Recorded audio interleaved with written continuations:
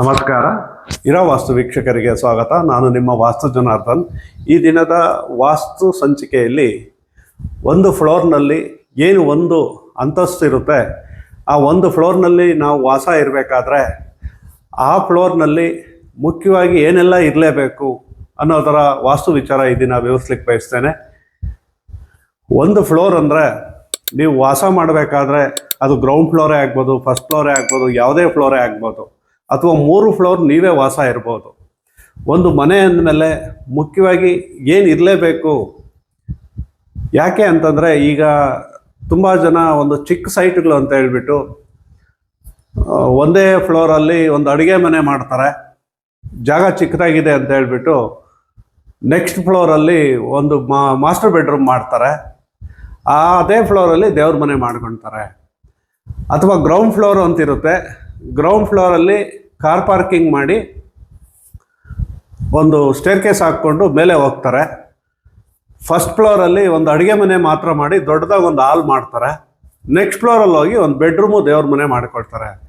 ಕಾರಣ ಏನು ಅಂತಂದರೆ ನಮ್ಮದು ಮನೆ ಚಿಕ್ಕದಾಗಿದೆ, ನಮಗೆ ಹಾಲ್ ಚಿಕ್ಕದಾಗಿ ಬರುತ್ತೆ, ದೊಡ್ಡದಾಗಿ ಬರೋದಿಲ್ಲ.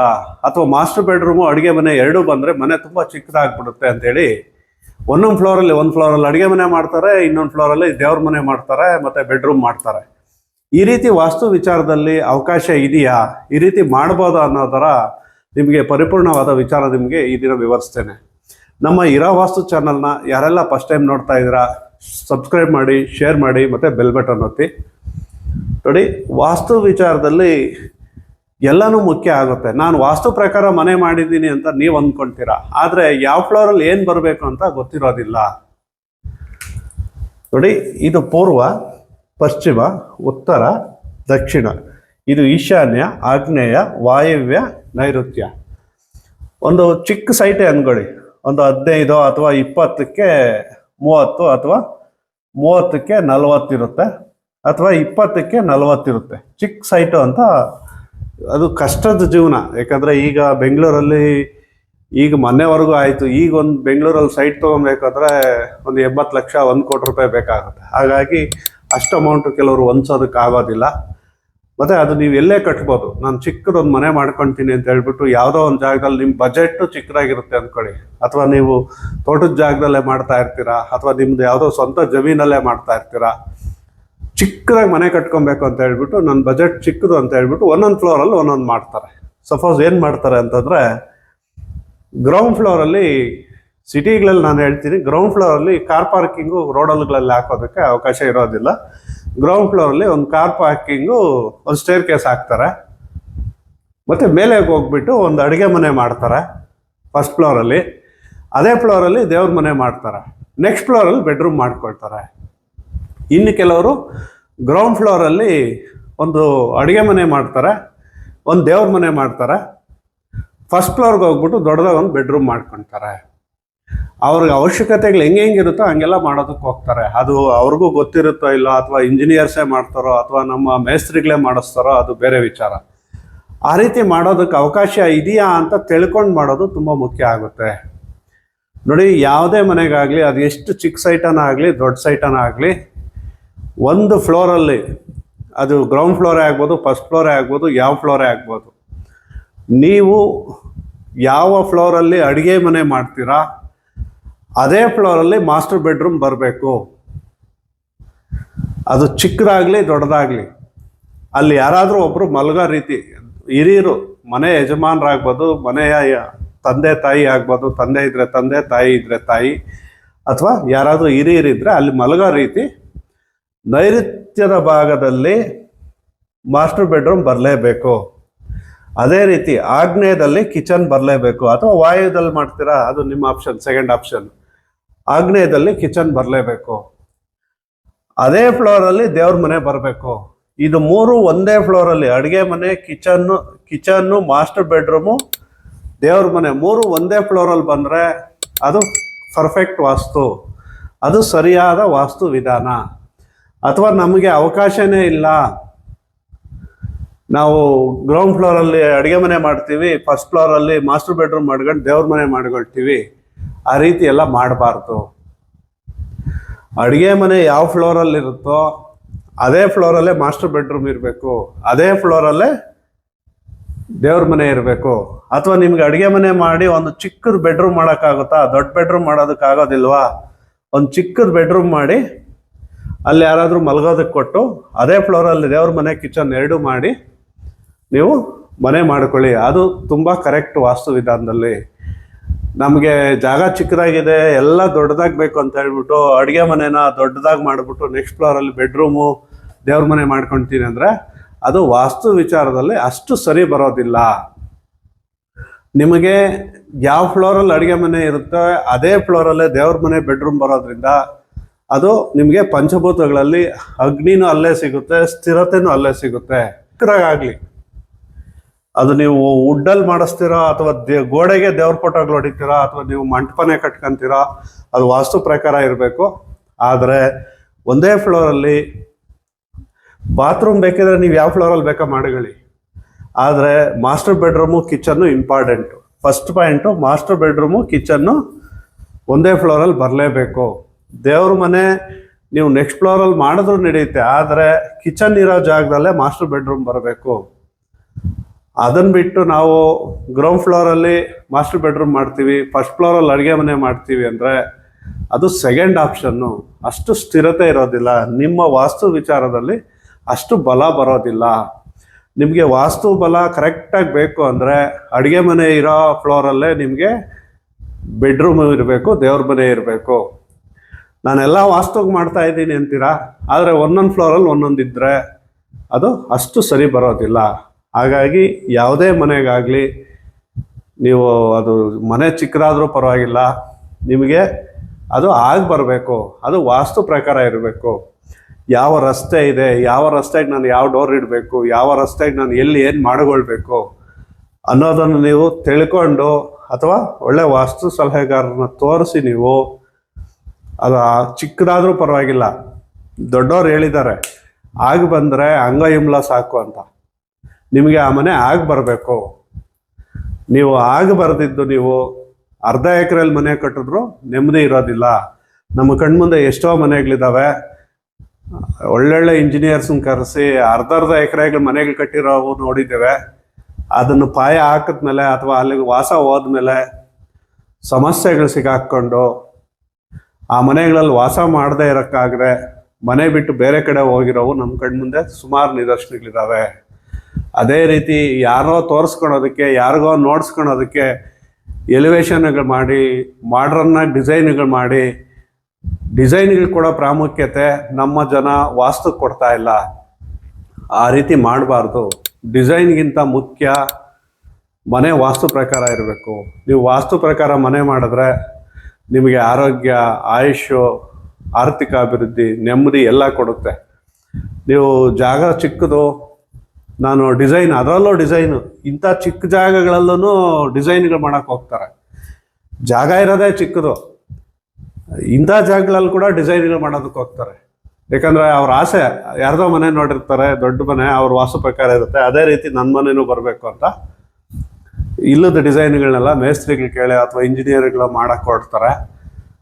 ಅದೇ ಒಂದು ಸ್ವಂತ ಮನೆ ಮಾಡೋಕ್ಕೆ ಮುಂಚೆ ಬಾಡಿಗೆ ಮನೆಯಲ್ಲಿ 10 ವರ್ಷ 15 ವರ್ಷ ಯಾವ ಡಿಸೈನ್ಗಳು ಇಲ್ಲದೆ ಚಿಕ್ಕ ಮನೆಗಳಲ್ಲೇ 10 ವರ್ಷ 15 ವರ್ಷ ಚಿಕ್ಕ ಮನೆಗಳಲ್ಲೇ ಒಂದು ಸಾರ್, ಅದು ಚಿಕ್ಕ ಮನೆ ಸಾರ್, ನಾನು ಅದರಲ್ಲಿ ತುಂಬ ಚೆನ್ನಾಗಿದ್ದೆ, ನನಗೆ ಆ ಮನೆ ಎಷ್ಟು ಚಿಕ್ಕದು ಅಂದರೆ ಅದು ಈ ಕಡೆ ಕಾಲು ಒಂದು ನೀಟಿದ್ರೆ ಗೋಡೆಗೆ ಒದಿಯುತ್ತೆ, ಈ ಕಡೆ ತಲೆ ಬಾಗಿಸಿದ್ರೆ ಗೋಡೆ ತಗಲುತ್ತೆ ಅಂತ ಮನೆ ಇದ್ದೆ ಸರ್. ನಾನು ತುಂಬ ಚಿಕ್ಕ ಮನೆ, ಆದರೂ ಆ ಮನೇಲಿ ನಾನು ತುಂಬ ಚೆನ್ನಾಗಿ ಆಗಿ ಬಂತು, ನನಗೆ ತುಂಬ ಹಣಕಾಸಿನ ಅಭಿವೃದ್ಧಿ ಆಯಿತು, ನಾನು ನೆಮ್ಮದಿಯಾಗಿದ್ದೆ, ನಾನು ಅದರಲ್ಲೇ ನನಗೆ ಜಾಬ್ ಸಿಕ್ಕಿದ್ದು, ನನ್ನ ಮಕ್ಕಳು ಅದರಲ್ಲೇ ದೊಡ್ಡವರಾಗಿದ್ದು, ನನಗೆಲ್ಲ ಅಭಿವೃದ್ಧಿ ಆಗಿದ್ದು ಅದೇ ಮನೆ ಅಂತ ಹೇಳ್ಬಿಟ್ಟು ಯಾವುದೋ ಒಂದು ದುಡ್ಡು ಬಂತಲ್ಲ, ಅನುಕೂಲ ಆಯ್ತಲ್ಲ ಅಂತೇಳಿ ಒಳ್ಳೆ ಮನೆ ಕಟ್ಟಬೇಕು. ಯಾಕಂದರೆ ಸುಮಾರು ವರ್ಷ ಬಾಡಿಗೆ ಮನೆಗಳಿದ್ದು ಅದರಲ್ಲಿ ಅಡ್ಜಸ್ಟ್ ಮಾಡ್ಕೊಂಡು ಅನುಕೂಲ ಮಾಡ್ಕೊಂಡಿರ್ತಾರೆ.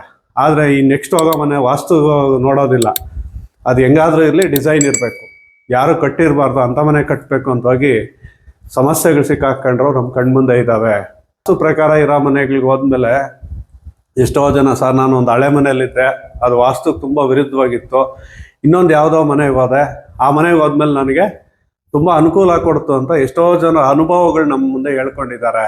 ಈ ಮನೆ ಆಗಿ ಬರಲಿಲ್ಲ ಅಂತ ನಾನು ಬೇರೆ ಮನೆಗೆ ವಾಸಕ್ಕೆ ಹೋದೆ, ಆ ಮನೆ ಚಿಕ್ಕದಾದ್ರೂ ವಾಸ್ತು ಪ್ರಕಾರ ಇತ್ತು ಅನಿಸುತ್ತೆ. ನನಗೆ ಆ ಮನೆ ತುಂಬ ಚೆನ್ನಾಗಿ ಬಂತು. ನಾನು ಆ ಮನೇಲಿ ಅಭಿವೃದ್ಧಿಯಾಗಿ ನನ್ನ ಸಾಲದಲ್ಲಿದ್ದ ಒಂದು ಸಾಲ ತೀರಿಸಿ ಸೈಟ್ ತಗೊಂಡು ಈ ಮನೆ ಕಟ್ಟಿದೆ. ಯಾರೋ ಇಂಜಿನಿಯರ್ ಮಾತು ಕೇಳಿ, ಯಾರೋ ಮೇಸ್ತ್ರಿ ಮಾತು ಕೇಳಿ, ನಾನು ಎಲ್ಲ ಡಿಸೈನ್ಗಳು ಮತ್ತು ಅವ್ರು ಹೇಳ್ದಂಗೆ ಕೇಳಿ ನನಗೂ ಗೊತ್ತಾಗಲಿಲ್ಲ. ಇವತ್ತು ಸಮಸ್ಯೆಗಳನ್ನು ಸಿಕ್ಕಾಕ್ಕೊಂಡು ಇವತ್ತು ತಿರ್ಗಾ ನನ್ನ ಸಾಲಗಳು ಮಾಡಿಕೊಂಡು ಸಾಲ ತೀರ್ಸೋಕ್ಕಾಗದೆ ಈ ಮನೆ ಮಾರೋ ಪರಿಸ್ಥಿತಿಗೆ ಬಂದಿದ್ದೀನಿ. ಲೋನುಗಳಿದ್ದಾವೆ, ಚೀಟಿಗಳು ಕಟ್ಟೋಕ್ಕಾಗ್ತಾ ಇಲ್ಲ, ನಾನು ಸಮಸ್ಯೆಗಳಲ್ಲಿದ್ದೀನಿ, ಊರು ಬಿಡೋ ಪರಿಸ್ಥಿತಿಲಿದ್ದೀನಿ, ನನಗೆ ಬರ್ತಾ ಇಲ್ಲ ಈ ಮನೆ ಅಂತ ಸುಮಾರು ಜನ ಅನುಭವಗಳು ಹೇಳ್ಕೊಂಡಿದ್ದಾರೆ. ಅದಕ್ಕೆಲ್ಲ ಕಾರಣನೇ ವಾಸ್ತು ತಪ್ಪುಗಳು. ಅದು ಬೇರೆ ಬೇರೆ ರೀತಿ ಇರುತ್ತೆ, ಒಂದೊಂದು ಜಾಗಗಳಿಗೆ ಒಂದೊಂದು ರೀತಿ ವಾಸ್ತು ತಪ್ಪುಗಳಿರುತ್ತೆ. ಹಾಗಾಗಿ ಒಂದು ಚೌಕಟ್ಟು ಒಂದು ಚೌಕಟ್ಟು ಇರುತ್ತೆ. ಆ ಒಂದು ಚೆಕ್ ಬಂದು ಒಂದು ಚೌಕಟ್ಟಲ್ಲೇ ನೀವು ಒಂದು ಫ್ಲೋರಲ್ಲೇ ಎಲ್ಲ ಬರೋ ರೀತಿ ಮಾಡ್ಕೊಳ್ಳಿ. ಅದು ತುಂಬ ಶ್ರೇಷ್ಠ. ಅದು ವಾಸ್ತುಗೆ ಆಗಿ ಬರುತ್ತೆ. ನೀವು ಯಾವುದೇ ಕಾರಣಕ್ಕೂ ಮನೆ ದೊಡ್ಡದಾಗಬೇಕು, ನನ್ನ ಜಾಗನೇ ಚಿಕ್ಕದು ಅಂತ ಹೇಳ್ಬಿಟ್ಟು ಸಟ್ ಬ್ಯಾಕ್ಗಳು ಬಿಡದೆ, ಇನ್ನು ಕೆಲವರು ಸಟ್ ಬ್ಯಾಕೇ ಬಿಡೋದಿಲ್ಲ, ಜಾಗ ಚಿಕ್ಕದಾಗಿದೆಯಲ್ಲ ಅಂತ ಹೇಳ್ಬಿಟ್ಟು ಈ ಕಡೆ ಪಕ್ಕದೊಂದು ಬಿಟ್ಟಿದ್ದಾನೆ ಅಂತ ಹೇಳ್ಬಿಟ್ಟು ನೀವು ಈ ಕಡೆ ಬಿಡೋದೇ ಇಲ್ಲ. ನಾರ್ತ್ಗೆ ಸಟ್ ಬ್ಯಾಕೇ ಬಿಡೋದಿಲ್ಲ, ದಕ್ಷಿಣಕ್ಕೆ ಅಧಿಕ ಜಾಗ, ಉತ್ತರಕ್ಕೆ ಕಡಿಮೆ ಜಾಗ. ಅದೇ ರೀತಿ ಪಶ್ಚಿಮಕ್ಕೆ ಆನ್ಕಂಡು ಕಟ್ಟಿರ್ತಾರೆ, ಇವ್ರು ಸಟ್ ಬ್ಯಾಕ್ ಬಿಟ್ಟಿರೋದಿಲ್ಲ, ಅವನು ಇವ್ರಿಗೆ ಸಟ್ ಬ್ಯಾಕ್ ಬಿಡದೆ ಆನ್ಕಂಡು ಕಟ್ತಾರೆ. ಆ ರೀತಿ ಎಲ್ಲ ಮಾಡಬಾರ್ದು. ಸುತ್ತು ನಿಮಗೆ 1.5 ಅಡಿ ಗಾಳಿ ಬೆಳಕು ಬರೋ ರೀತಿ, ನೀವು ಒಂದು ಸುತ್ತು ಬರೋ ರೀತಿ, ಪ್ರದಕ್ಷಿಣೆ ಬರೋ ರೀತಿ ಸಟ್ ಬ್ಯಾಕ್ ಇರಬೇಕು. ಪಶ್ಚಿಮಕ್ಕಿಂತ ಪೂರ್ವಕ್ಕೆ, ದಕ್ಷಿಣಕ್ಕಿಂತ ಉತ್ತರಕ್ಕೆ. ಅದು ಅರ್ಧ ಸೈಟ್ ಆಗಲಿ, ದೊಡ್ಡ ಸೈಟೇ ಆಗಲಿ, ಅದು ಯಾವುದೇ ರೀತಿ ಇರಲಿ, ನೀವು ವಾಸ್ತು ಪ್ರಕಾರ ಸಟ್ ಬ್ಯಾಕ್ ಬಿಡೋದು ಎಷ್ಟು ಮುಖ್ಯನೋ ಒಂದೇ ಫ್ಲೋರಲ್ಲಿ ಎಲ್ಲ ಮಾಡೋದು ಅಷ್ಟೇ ಮುಖ್ಯ. ಹಾಗಾಗಿ ಒಂದು ಫ್ಲೋರಲ್ಲಿ ಅಡುಗೆ ಮನೆಯೂ ಬರಬೇಕು, ಮಾಸ್ಟರ್ ಬೆಡ್ರೂಮು ಬರಬೇಕು. ದೇವ್ರ ಮನೆ ನಿಮ್ಮ ಅವಶ್ಯಕತೆಗೆ ನೋಡ್ಕೊಂಡು ಮಾಡ್ಕೊಳ್ಳಿ. ಯಾಕೆ ಹೇಳ್ತೀನಿ ಅಂತಂದರೆ, ಹಿಂದಿನ ಕಾಲದಲ್ಲಿ ಯಾರ ಮನೆಗಳಲ್ಲೂ ದೇವ್ರ ಮನೆಗಳು ಇರಲಿಲ್ಲ. ಒಂದು ಗೋಡೆಗೆ ವುಡ್ ಬೀಡಿಂಗ್ ಹೊಡೆದು, ಗೋಡೆಗೆ ಆಣಿ ಹೊಡೆದು, ಅದಕ್ಕೆ ದೇವ್ರ ಫೋಟೋಗಳು ಹಾಕಿ ಹಬ್ಬ ಹರಿದಿನ ಮಾಡ್ತಾಯಿದ್ರು. ಆ ದೇವ್ರ ಫೋಟೋಗಳಿಗೆ ಭಕ್ತಿಯಿಂದ ಪೂಜೆ ಮಾಡ್ತಾಯಿದ್ರು. ಆ ದೇವ್ರ ಫೋಟೋಗಳಿಗೆ ಕಳಶ ಇಟ್ಟು, ಒಂದು ಹಲಗೆದು ಒಂದು ಫ್ರೇಮ್ ಮಾಡಿ ಅದ್ರ ಮೇಲೆ ಕಳಶ ಇಟ್ಟು ಪೂಜೆ ಮಾಡ್ತಿದ್ದ ಕಾಲ ಇತ್ತು. ಆಗಿರೋ ನೆಮ್ಮದಿ ಇವಾಗಿಲ್ಲ. ಯಾರದೇ ಮನೆಯಲ್ಲಿ ದೇವ್ರ ಮನೆಗಳಿರಲಿಲ್ಲ. ಆಗ ದೇವ್ರು ಇರಲಿಲ್ವಾ? ದೇವ್ರ ಫೋಟೋ ಮಾತ್ರ ಇಟ್ಕೊಂಡು ಪೂಜೆ ಮಾಡಿ ಗೋಡೆಗೆ ದೇವ್ರ ಫೋಟೋ ಹೊಡಿತಿದ್ದ ಕಾಲದಲ್ಲಿ ದೇವ್ರು ಇರಲಿಲ್ವಾ?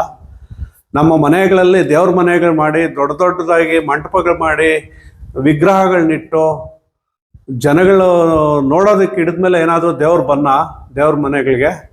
ಅದಕ್ಕೆ ಮುಂಚೆ ದೇವ್ರು ಇರಲಿಲ್ವಾ? ದೇವ್ರ ಫೋಟೋಗಳನ್ನ ಇಟ್ಟಾಗ ದೇವ್ರು ಇರಲಿಲ್ವಾ? ಇವಾಗ ದೇವ್ರ ಮನೆಗಳು ಮಾಡಿ, ದೇವ್ರ ಮನೆಗಳನ್ನ ವಾಸ್ತುಕ್ಕೆ ಮಾಡದೆ ಎಲ್ಲಂದ್ರಲ್ಲೇ ಮಾಡ್ಕೊಂಡು ದೇವ್ರ ಮನೆಗಳನ್ನ ನಿಮ್ಗೆ ಅನುಕೂಲಕ್ಕೋ ಯಾರೋ ನೋಡೋದಕ್ಕೆ ದೇವ್ರ ಮನೆಗಳು ಮಾಡ್ತಿದ್ದಂಗೆ ದೇವ್ರು ಬರ್ತಾನ? ಸಾಧ್ಯನೇ ಇಲ್ಲ. ನೋಡಿ, ದೇವರು ಅವತ್ತು ಇದ್ದಾನೆ, ಇವತ್ತು ಇದ್ದಾನೆ. ಆ ಚಿಕ್ಕ ಫ್ರೇಮಲ್ಲಿ ಒಂದು ಗೋಡೆಗೆ ವುಡ್ ಬೀಡಿಂಗ್ ಹೊಡೆದಾಗೂ ಅದೇ ದೇವ್ರೆ. ಇವತ್ತು ಮನೆಗಳಲ್ಲಿ ದೊಡ್ಡ ದೊಡ್ಡ ಮಂಟಪಗಳು ಮಾಡ್ಕೊಂಡು ಮನೆಗಳನ್ನೇ ದೇವಸ್ಥಾನಗಳ ಥರ ಮಾಡ್ತಾ ಇದ್ದಾರೆ. ಇವತ್ತು ಅದೇ ದೇವ್ರೆ. ಆದರೆ ನೀವು ವಾಸ್ತು ಪ್ರಕಾರ ಎಲ್ಲಿ ದೇವ್ರ ಮನೆ ಬರಬೇಕು, ಯಾವ ರೀತಿ ದೇವ್ರ ಮನೆ ಮಾಡ್ಕೊಂಡ್ರೆ, ಮತ್ತು ನಮ್ಮ ಮನೆ ವಾಸ್ತು ಪ್ರಕಾರ ಮಾಡಿದ್ರೆ ವಾಸ್ತು ಬರುತ್ತೆ. ಆ ವಾಸ್ತುಗೆ ಬಂದ್ರೇ ನಿಮ್ಗೆ ದೇವ್ರ ಫಲ ಕೊಡೋದು. ನೀವು ದೇವ್ರ ಮನೆ ಮಾತ್ರ ಚೆನ್ನಾಗಿ ಮಾಡಿ ಮನೆಯೆಲ್ಲ ವಾಸ್ತು ಕೆಡಿಸ್ಕೊಂಡ್ರು ದೇವ್ರು ಕೂಡ ಏನು ಮಾಡೋಕ್ಕಾಗಲ್ಲ. ದೇವ್ರ ಮನೆ ಮಾತ್ರ ವಾಸ್ತುಕ್ಕೆ ಮಾಡಿದ್ರೆ ಆಗಲ್ಲ. ದೇವ್ರ ಮನೆ ಜೊತೆಗೆ ದೇವ್ರ ಮನೆ ಇಡೋ ಜಾಗ ಮತ್ತು ಮನೆಯೆಲ್ಲ ವಾಸ್ತುಗಿದ್ರೆ ಮಾತ್ರ ನಿಮಗೆ ಆ ಫಲ ಸಿಗುತ್ತೆ. ಇವತ್ತು ಎಷ್ಟೋ ಮನೆಗಳಲ್ಲಿ ಗೊತ್ತಿಲ್ಲದೇನೋ ಅಥವಾ ಗೊತ್ತಿದ್ದೋ ಅಥವಾ ಅವ್ರ ಆಸೆಗೋಸ್ಕರ ದೇವ್ರ ಮನೆ ಇಂಥದೇ ಜಾಗದಲ್ಲಿ ಬೇಕು, ದೇವ್ರ ಮನೆ ಹಿಂಗೆ ಇರಬೇಕು ಅಂತ ಮಾಡ್ಕೊಂಡು ಅಲ್ಲಿಂದ ಆಚೆಗೆ ಸಮಸ್ಯೆಗಳು ಸಿಕ್ಕಾಕೊಂಡ್ರು ಸುಮಾರಿದ್ದಾವೆ. ಹಾಗಾಗಿ ದೇವ್ರ ಮನೆಗಳನ್ನ ಯಾವ ಜಾಗದಲ್ಲಿ ಎಲ್ಲಿ ಮಾಡಬೇಕು, ಹೆಂಗೆ ಮಾಡಬೇಕು ಅಂತ ತಿಳ್ಕೊಂಡು ಮಾಡಿ. ದಯಮಾಡಿ ಇವತ್ತು ಲಕ್ಷ ಲಕ್ಷ ಖರ್ಚು ಮಾಡಿ ದೇವ್ರ ಮನೆಗಳು ಮಾಡ್ತೀರಾ, ಏನೋ ಆಸೆಗಳು ಇಟ್ಕೊಂಡು ದೇವ್ರ ಮನೆ ಮಾಡ್ತೀರಾ. ಆದರೆ ಅದ್ರ ಫಲ ಸಿಗಬೇಕು ಅಂದರೆ ದೇವ್ರ ಮನೇನ ವಾಸ್ತು ಪ್ರಕಾರ, ಮನೇನ ವಾಸ್ತು ಪ್ರಕಾರ ಮಾಡ್ಕೊಳ್ಳಿ. ಹಿಂದಿನ ಕಾಲದಲ್ಲಿ ಯಾರದೇ ಮನೇಲಿ ದೇವ್ರ ಮನೆ ಇರಲಿಲ್ಲ. ಗ್ರಾಮ ದೇವತೆ ಇತ್ತು, ಕುಲದೇವರು, ಮನೆ ದೇವ್ರು ಇರ್ತಾ ಇತ್ತು. ಹಬ್ಬ ಬಂದರೆ ಆ ದಿನ ಹೋಗಿ ಆ ದೇವ್ರಿಗೆ ಪೂಜೆ ಮಾಡ್ಕೊಂಬರ್ತಾಯಿದ್ರು. ಗ್ರಾಮ ದೇವತೆಗಳಿಗೋ, ಮನೆ ದೇವ್ರಿಗೋ, ಕುಲದೇವ್ರಿಗೋ ಹೋಗಿ ಪೂಜೆ ಮಾಡ್ಕೊಂಬರ್ತಾಯಿದ್ರು. ಮನೆಗಳಲ್ಲಿ ಯಾವುದೇ ದೇವ್ರ ಮನೆಗಳು ಇರ್ತಾ ಇರಲಿಲ್ಲ, ಬರೀ ದೇವ್ರ ಫೋಟೋ ಇಟ್ಕೊಂಡು ಜೀವನ ಮಾಡ್ತಿದ್ರು. ಅವತ್ತು ನೆಮ್ಮದಿ ಇತ್ತು. ಇವತ್ತು ಪ್ರತಿ ಮನೆಗಳಲ್ಲೂ ದೇವ್ರ ಮನೆಗಳನ್ನ ಏನಿರುತ್ತೋ ಬಿಡುತ್ತೋ ದೇವ್ರ ಮನೆ ಮಾತ್ರ ದೊಡ್ಡದಾಗಬೇಕು. ಅದರಿಂದ ಏನು ಸಮಸ್ಯೆ ಆಗುತ್ತೆ ಏನಾಗುತ್ತೆ ಅಂತ ಎಷ್ಟೋ ಜನಕ್ಕೆ ಗೊತ್ತಿಲ್ಲ. ದೇವ್ರ ಮನೆ ಇಲ್ಲದೇನು ಜೀವನ ಮಾಡಿರೋ ಕಾಲಗಳು ಇದ್ದಾವೆ. ಈಗ ದೇವ್ರ ಮನೆ ಮಾಡಿದ್ರೇ ಜೀವನ ಅನ್ನೋ ರೀತಿ ನಾವು ಯೋಚನೆ ಮಾಡ್ತಾ ಇದೀವಿ. ಆದರೆ ದೇವ್ರ ಮನೆ ಮಾಡೋದು ತಪ್ಪಲ್ಲ, ಆದರೆ ಅದನ್ನು ಯಾವ ಜಾಗದಲ್ಲಿ ಮಾಡಬೇಕು, ಯಾವ ರೀತಿ ವಾಸ್ತುಗೆ ಬರುತ್ತೆ ಅನ್ನೋದು ಮುಖ್ಯ ಆಗುತ್ತೆ. ನಾನು ಎಷ್ಟೋ ಮನೆಗಳಲ್ಲಿ ನೋಡಿದ್ದೀನಿ, ಮನೆಗಳು ಹಿಂದಿನ ಕಾಲದಲ್ಲಿ ಯಾವ ವಾಸ್ತು ಇರಲಿಲ್ಲ ಅಂತ ಕೂಡ ಸುಮಾರು ಜನ ಹೇಳ್ತಾರೆ. ನಿಜಾನೇ, ಹಿಂದಿನ ಕಾಲದಲ್ಲಿ ಯಾವ ವಾಸ್ತು ಇರಲಿಲ್ಲ ಅಂದರೆ ಅದಕ್ಕೆ ಕಾರಣ ಏನು? ಹಿಂದಿನ ಕಾಲದಲ್ಲಿ ಯಾರದೇ ಮನೆಯಲ್ಲಿ ದೇವ್ರ ಮನೆಗಳಿರಲಿಲ್ಲ, ಯಾರದೇ ಮನೆಯಲ್ಲಿ ಅಟ್ಯಾಚ್ ಬಾತ್ರೂಮ್ಗಳು. ಇವಾಗ ಮೊದಲು ಬಾತ್ರೂಮ್ಗಳೇ ಇರ್ತಾ ಇರಲಿಲ್ಲ ಮನೆಗಳಲ್ಲಿ. ಇವಾಗ ರೂಮ್ಗೂ ಅಟ್ಯಾಚ್ ಬಾತ್ರೂಮ್ಗಳು ಬೇಕು. ಅದು 4 ರೂಮ್ ಇದ್ರೆ 4 ರೂಮ್ಗೂ ಬೇಕು, 2 ರೂಮ್ ಇದ್ರೆ 2 ರೂಮ್ಗೂ ಅಟ್ಯಾಚ್ ಬಾತ್ರೂಮ್ಗಳು ಬೇಕು. ಅದಲ್ಲದೆ ಕಾಮನ್ ಟಾಯ್ಲೆಟ್ ಒಂದು ಬೇಕು ಒಳಗಡೆನೆ. ಇಷ್ಟೆಲ್ಲ ಆದಮೇಲೆ ಆಚೆ ಕಡೆ ಒಂದು ಬೇಕು. ಮನೆಯಲ್ಲಿ 4-5 ಬಾತ್ರೂಮು, ಆಚೆ ಕಡೆ ಎಲ್ಲೋ ಹೊರಗಡೆ ಹೋಗಿ ಅಂಟು ಹೋಗಿ ಬಂದಿದ್ದೀವಿ ಅಂತೇಳಿ ಆಚೆ ಕಡೆ ಒಂದು ಬಾತ್ರೂಮ್ ಬೇಕು. ಹಿಂದಿನ ಕಾಲದಲ್ಲಿ ಹಿತ್ತಲಲ್ಲೋ ಅಥವಾ ಮನೆಯಿಂದ ದೂರದಲ್ಲೋ 1 ಬಾತ್ರೂಮ್ 2 ಬಾತ್ರೂಮ್ ಇರ್ತಾ ಇತ್ತು ಅಷ್ಟೇ. ಅವತ್ತು ಯಾವ ವಾಸ್ತು ಇರಲಿಲ್ಲ, ಆದರೂ ಅದು ವಾಸ್ತು ಪ್ರಕಾರ ಇತ್ತು. ಆದರೆ ಇವತ್ತು ಎಲ್ಲ ವಾಸ್ತುನೂ ಇದ್ದಾವೆ. ಮನೆಗಳಲ್ಲೇ ಬಾತ್ರೂಮ್ಗಳು 4, 2, 3 ಬಾತ್ರೂಮ್ ಅವ್ರಿಗೆ ಹೆಂಗೆ ಬೇಕೋ ಹಂಗೆ. ಅದಲ್ಲದೆ ದೇವ್ರ ಮನೆ, ಅದಾದಮೇಲೆ ಡೂಪ್ಲೆಕ್ಸು ಮತ್ತು ಸ್ಟೇರ್ ಕೇಸು. ಎಲ್ಲ ಹಿಂದಿನ ಕಾಲದಲ್ಲಿ ಯಾವುದಿತ್ತು? ಯಾವುದೂ ಇರಲಿಲ್ಲ. ಡೂಪ್ಲೆಕ್ಸ್ ಮನೆಗಳು ಇರಲಿಲ್ಲ, ಸ್ಟೇರ್ ಕೇಸು ಇರಲಿಲ್ಲ, ದೇವ್ರ ಮನೆಗಳು ಇರಲಿಲ್ಲ, ಮಾಸ್ಟರ್ ಬೆಡ್ರೂಮ್ಗೆ ಅಟ್ಯಾಚ್ ಟಾಯ್ಲೆಟ್ಗಳು ಇರಲಿಲ್ಲ, ಯಾವುದೇ ಬೆಡ್ರೂಮ್ಗೆ ಅಟ್ಯಾಚ್ ಟಾಯ್ಲೆಟ್ ಇರಲಿಲ್ಲ. ಅವಾಗ ವಾಸ್ತು ಬೇಕಿರಲಿಲ್ಲ ನಿಜ. ಯಾಕಂದರೆ ಮನೆ 4 ಮೂಲೆ ಕರೆಕ್ಟಾಗಿತ್ತು. ಒಂದು ಮಡ್ಕಲ್ಲಿ ಅಡುಗೆ ಮನೆ ಮಾಡ್ತಿದ್ರು, ಇನ್ನೊಂದು ಮಡ್ಕಲ್ಲಿ ಬೆಡ್ರೂಮ್ ಮಾಡ್ತಿದ್ರು, ಆಚೆ ಕಡೆ ಬಾತ್ರೂಮ್ ಮಾಡ್ತಿದ್ರು. ಯಾವುದೇ ಡೂಪ್ಲೆಕ್ಸ್ ಮಾಡ್ತಾ ಇರಲಿಲ್ಲ, ಓಪನ್ ಕಟ್ಔಟ್ಗಳು ಮಾಡ್ತಾ ಇರಲಿಲ್ಲ. ಇವತ್ತು ಪ್ರತಿ ಮನೆಗಳೂ ಬಾತ್ರೂಮ್ಗಳು ಬೇಕು, ಅಟ್ಯಾಚ್ ಟಾಯ್ಲೆಟ್ಸು ಬೇಕು, ದೇವ್ರ ಮನೆಗಳು ಬೇಕು, ಡೂಪ್ಲೆಕ್ಸು ಬೇಕು, ಸ್ಟೇರ್ ಕೇಸು ಬೇಕು. ಇವಾಗ ಅದರ ಅವಶ್ಯಕತೆ ತುಂಬ ಇದೆ. ವಾಸ್ತು ಯಾಕೆ ಬೇಕಾಯಿತು ಅಂತ ಯಾರಿಗೂ ಗೊತ್ತಿಲ್ಲ. ಹಿಂದಿನ ಕಾಲದಲ್ಲಿ ಸಂಪುಗಳು ಮನೆಗೂ ಸಂಪೆ ಮಾಡ್ತಿರ್ಲಿಲ್ಲ. ಒಂದು ವಟಾರಕ್ಕೊಂದು ಬಾವಿ ಇರ್ತಾಯಿತ್ತು, ಒಂದು ಊರಿಗೊಂದು ಸೀನೀರು ಬಾವಿ ಇರ್ತಾಯಿತ್ತು, ಎಲ್ಲ ಕೆರೆ ನೀರು ಬಳಸ್ತಾ ಇದ್ರು. ಆ ಕಾಲನೇ ಬೇರೆ. ಆದರೆ ಇವತ್ತು ಯಾವಾಗ ಮನೆಗೆ ಸಂಪು, ಮನೆಗೂ ಪ್ರತಿಯೊಂದು ಒಳಗಡೆನೇ ಬರಬೇಕಾಯ್ತೋ, ಇವತ್ತು ವಾಸ್ತುವಿನ ಅವಶ್ಯಕತೆ ತುಂಬ ಇದೆ. ಹಾಗಾಗಿ ಯಾವುದನ್ನು ಎಲ್ಲಿ ಮಾಡ್ಕೊಬೇಕು, ಹೆಂಗೆ ಮಾಡ್ಕೊಬೇಕು ಅಂತ ತಿಳ್ಕೊಂಡು ಮಾಡ್ಕೊಳೋದು ತುಂಬ ಒಳ್ಳೆಯದು. ಕೆಲವರು ಅವ್ರ ಮನೆ ವಾಸ್ತುಗಿರುತ್ತೆ, ಅವ್ರಿಗೆ ಗೊತ್ತಿಲ್ಲದೆ ವಾಸ್ತುಗಿರುತ್ತೆ. ಅಡುಗೆ ಮನೆ ಎಲ್ಲಿರಬೇಕು, ಮಾಸ್ಟರ್ ಬೆಡ್ರೂಮ್ ಹೆಂಗಿರಬೇಕು, ಒಂದು ಸ್ಕ್ವೇರಾಗಿ ಚಿಕ್ಕದಾಗಿ ಹೆಂಗೆ ಬರಬೇಕು ಎಲ್ಲ ಬಂದಿರುತ್ತೆ. ಬೇರೆಯವ್ರು ಏನಾದರೂ ಮಾಡ್ತಾ ಇದ್ರೆ ಯಾವ ವಾಸ್ತು, ಅದು ಅಲ್ಲಿ ಬರೋದ್ರ ಏನಾಗೋಗ್ತದೆ, ನಂದು ಅಲ್ಲಿಲ್ಲ, ಏನು ಅಲ್ಲೇ ಬರಬೇಕಾ, ಇಲ್ಲೇ ಅಡುಗೆ ಮನೆ ಬರ್ಬೇಕು. ಅವ್ರ ಮನೇಲೆಲ್ಲ ಎಲ್ಲಿರ್ಬೇಕು ಅಲ್ಲೇ ಇರುತ್ತೆ. ನೈಋತ್ಯದಲ್ಲಿ ಬೆಡ್ರೂಮ್ ಇರುತ್ತೆ, ಆಗ್ನೇಯದಲ್ಲಿ ಅಡುಗೆ ಮನೆ ಇರುತ್ತೆ, ಈಶಾನ್ಯದಲ್ಲಿ ಬಾಗಿಲು ಇರುತ್ತೆ, ಈಶಾನ್ಯದಲ್ಲಿ ಗೇಟ್ ಇರುತ್ತೆ, ಒಳ್ಳೆ ರಸ್ತೆ ಇರುತ್ತೆ, ಒಳ್ಳೆ ಸಂಪಿರುತ್ತೆ. ಬೇರೆಯವ್ರು ಮಾಡೋವಾಗ ಅವ್ರನ್ನ ಬೇರೆ ರೀತಿಲಿ ಟೀಕೆ ಮಾಡೋದು, ಅದು ಅವ್ರಿಗೆ ಏನು ಸಮಾಧಾನಕ್ಕೆ ಮಾಡ್ತಾರೋ ಗೊತ್ತಿಲ್ಲ. ಆ ಥರ ಮಾತಾಡೋರು ಮನೆಗಳು ಹೆಂಗಿದಾವೆ ಅಂತ ಹೋಗಿ ನೋಡ್ಬೇಕು ಫಸ್ಟು. ಅವರು ಏನು ಯಾವ ರೀತಿ ಟೀಕೆ ಮಾಡ್ತಾರೋ ಅವ್ರ ಮನೆಗಳಲ್ಲೆಲ್ಲ ವಿರುದ್ಧವಾಗಿದೆಯಾ ಕೇಳಬೇಕು. ಎಷ್ಟೋ ಜನ ಯಾರೋ ಹೇಳಿದ್ರು ಅಥವಾ ಇನ್ಯಾರೋ ಮಾತಾಡಿದ್ರು ಅಂತ ಹೇಳ್ಬಿಟ್ಟು ಯಾರೋ ಹೇಳೋ ಮಾತಿಗೆ, ಕೇಳೋರ ಮಾತಿಗೆ ಮನೆಗಳನ್ನ ಆಲ್ಟ್ರೇಷನ್ ಮಾಡೋದು, ಮನೆಗಳನ್ನ ಅವ್ರು ಹೇಳ್ದಂಗೆ ಮಾಡೋದು ತುಂಬ ತಪ್ಪು ವಿಧಾನ. ಆ ರೀತಿ ಎಲ್ಲ ಮಾಡ್ಕೊಳ್ಬಾರ್ದು. ಒಂದು ಮನೆ ಮಾಡಬೇಕಾದ್ರೆ ಲಕ್ಷಾಂತರ ರೂಪಾಯಿ ಖರ್ಚು ಮಾಡಿ ಸುಮಾರು ವರ್ಷಗಳು ಅದಕ್ಕಾಗಿ ಶ್ರಮ ವಹಿಸಿ ನಿಮ್ಮ ಅರ್ಧ ಜೀವನನೇ ಅದರಲ್ಲಿ ಕಳೆದಿರ್ತೀರಾ. ಒಂದು ಮನೆ ಮಾಡಬೇಕು ಅನ್ನೋ ಆಸೆಯಲ್ಲೇ ಅರ್ಧ ಜೀವನ ಕಳೆದಿರ್ತೀರ. ಒಂದು ಮನೆ ಮಾಡೋದಕ್ಕೆ ತುಂಬ ಆಸೆಗಳಿಟ್ಕೊಂಡು ಮನೆ ಮಾಡ್ತಿರ್ತೀರ. ಹಾಗಾಗಿ ಒಂದು ಸೈಟ್ ಸೆಲೆಕ್ಷನ್ ತಾಗಿನಿಂದ ಹಿಡಿದು, ಒಂದು ಪಾಯ ಮಾರ್ಕ್ ಮಾಡೋ ತಾಗಿನಿಂದ ಹಿಡಿದು ಪ್ರತಿಯೊಂದು ಹಂತದಲ್ಲೂ ನೀವು ವಾಸ್ತುನ ಫಾಲೋ ಅಪ್ ಮಾಡಿ ಒಂದು ಒಳ್ಳೆ ಮನೆ ಮಾಡ್ಕೊಳ್ಳಿ ಅನ್ನೋದೇ ನಮ್ಮ ಆಸೆ. ಹಾಗಾಗಿ ಇರಾ ವಾಸ್ತು ಚಾನಲ್ನ ಯಾರೆಲ್ಲ ಫಸ್ಟ್ ಟೈಮ್ ನೋಡ್ತಾ ಇದ್ದೀರಾ, ಸಬ್ಸ್ಕ್ರೈಬ್ ಮಾಡಿ, ಶೇರ್ ಮಾಡಿ, ಬೆಲ್ ಬಟನ್ ಒತ್ತಿ. ಈ ದಿನದ ವಾಸ್ತು ಸಂಚಿಕೆ ನಿಮಗೆ ಇಷ್ಟ ಆಗಿದೆ ಅಂತ ಭಾವಿಸ್ತಾ, ಇದೇ ರೀತಿಯ ಮುಂದಿನ ದಿನಗಳಲ್ಲಿ ಒಳ್ಳೊಳ್ಳೆ ವಾಸ್ತು ವಿಚಾರಗಳೊಂದಿಗೆ ಸಿಗೋಣ ಅಂತ ಹೇಳ್ತಾ ಈ ದಿನದ ವಾಸ್ತು ಸಂಚಿಕೆನ ಇಲ್ಲಿಗೆ ಮುಗಿಸ್ತಾ ಇದ್ದೇನೆ. ನಮಸ್ಕಾರ.